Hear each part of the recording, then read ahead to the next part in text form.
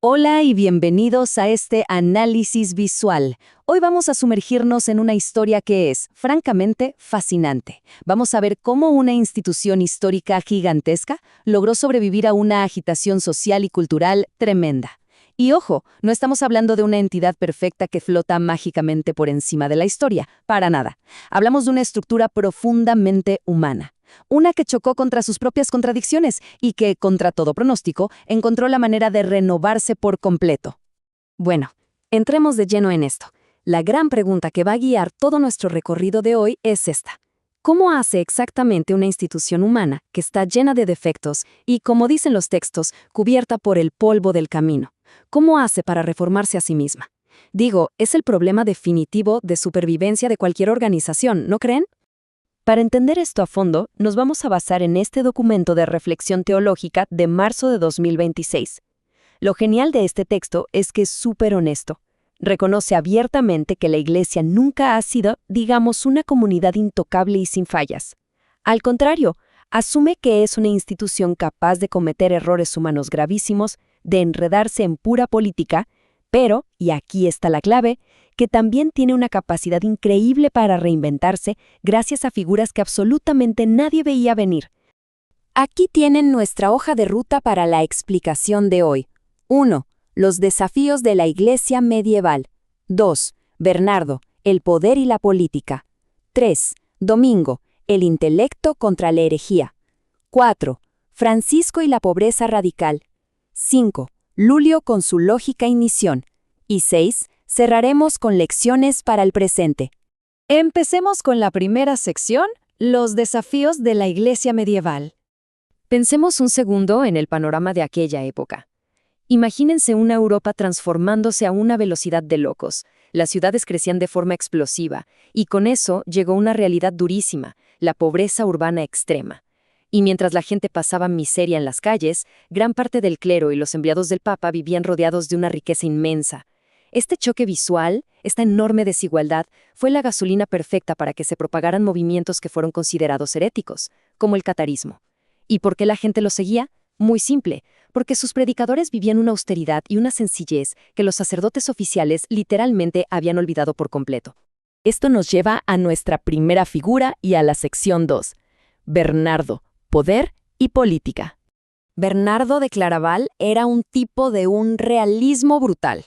Cuando uno de sus propios monjes cistercienses se convirtió en el Papa Eugenio III, Bernardo no le mandó una cartita de felicitación amable. Para nada.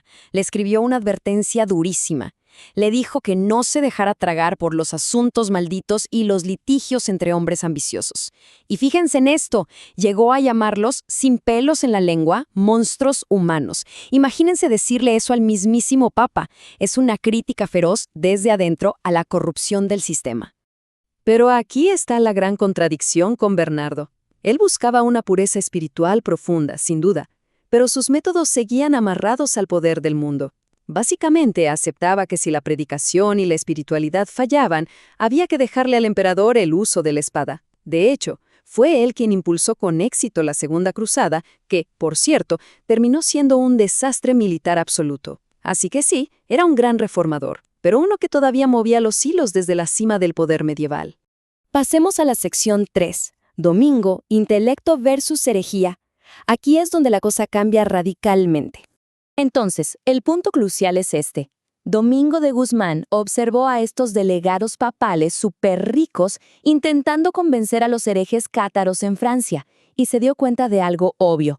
Esos tipos viajaban con unos lujos tremendos. Era imposible que la gente les creyera. Estaban condenados al fracaso. Los herejes se veían muchísimo más piadosos que estos sacerdotes adinerados. Domingo entendió que la única forma de combatir esto era con hombres que, además de tener una lógica y teología impecables, estuvieran dispuestos a predicar viviendo en una pobreza evangélica total. Nada de lujos, pura preparación intelectual y austeridad. Y casi en paralelo, llegamos a la sección 4, Francisco y su pobreza radical. Ahora, lo verdaderamente interesante de este enfoque es la estrategia de Francisco de Asís. Él enfrentó a la herejía de una manera totalmente distinta, casi sin debatir. Verán, Los cátaros odiaban el mundo físico. Decían que el cuerpo humano era algo malo. ¿Qué hizo Francisco? Hizo todo lo contrario. Popularizó la devoción al pesebre. Celebró la Navidad mostrando la fragilidad del cuerpo de Cristo como un bebé en un humilde establo. Fue una respuesta brillante, súper emotiva y cálida para contrarrestar a los que rechazaban lo físico. Conectó inmediatamente con el corazón de la gente común en las calles. Es fascinante comparar esto. Tenemos dos soluciones buenísimas, pero súper distintas, para la misma crisis institucional. Por un lado, los dominicos. Ellos dominaban las universidades de París y Bolonia, pura teología, libros, inventando sistemas y estudiando de noche. Y por el otro lado, los franciscanos, en las calles, abrazando literalmente a los marginados con una conexión emocional profunda y una pobreza extrema. Pero en el fondo, ambos lograron exactamente lo mismo. Sacaron a la institución de los palacios de cristal y la devolvieron de golpe a la realidad de los centros urbanos. Para que entiendan la escala de esta locura, miren este número que tenemos en pantalla. 1583. Es una barbaridad. Esa es la cantidad exacta de conventos y casas que los franciscanos construyeron por toda Europa en menos de 60 años. Imagínense el impacto. Fue una explosión que renovó las bases mismas de la sociedad de la época. Ahora, expandamos un poco más la visión en la sección 5. Lulio, lógica y misión. Nuestro documento base usa una metáfora espectacular aquí. Dice que si uno agita el avispero de la Edad Media, no solo salen volando inquisidores o monjes oscuros, para nada. También descubres a visionarios súper dinámicos que se la pasaban navegando entre culturas complejísimas. El medioevo no fue puro oscurantismo, estuvo lleno de personajes fascinantes. Hablando de personajes fascinantes, el currículum de Raimundo Lulio rompe absolutamente todos los esquemas. Era de Mallorca, una isla donde convivían cristianos, musulmanes y judíos. ¿Y qué hizo? Pues este terciario franciscano aprendió árabe de un hombre esclavizado. Luego se fue a predicar a las sinagogas y mezquitas del norte de África, buscando el debate intelectual, dialogando en vez de usar la espada.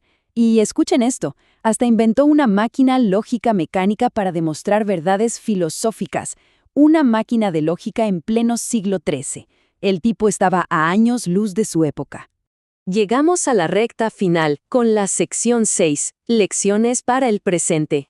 Entonces, ¿qué sacamos en limpio de todo esto?